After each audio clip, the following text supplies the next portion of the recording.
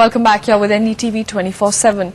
Well, bird flu continues to spread in West Bengal, and now the World Health Organization has warned that this outbreak is far more serious than the previous pandemics in Manipur and Maharashtra. But the government has been slow in responding. Realizing the danger of the porous India-Bangladesh border, they have roped in the BSF for help. But is it too late?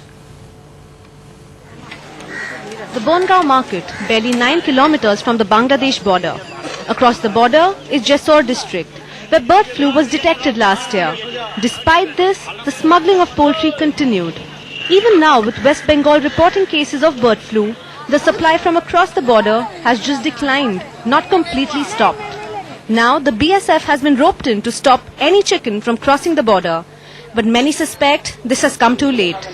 Though Bangladesh has been fighting bird flu for almost a year and 22 districts have been affected so far, it's only now that authorities have realized the danger Bangladesh poultry poses. But they also admit the ban on chicken trade is tough to implement.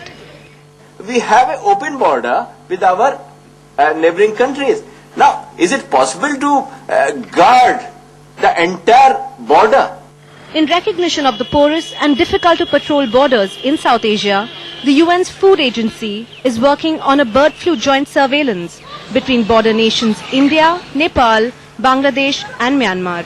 We will try to bring all these the government officials from these countries across the table to discuss and to modify or develop their protocols for legal trade of live poultry and poultry products. Not so long ago, it was believed that to cross the Indo-Bangladesh border illegally, one just had to bribe the border guards with a few chickens.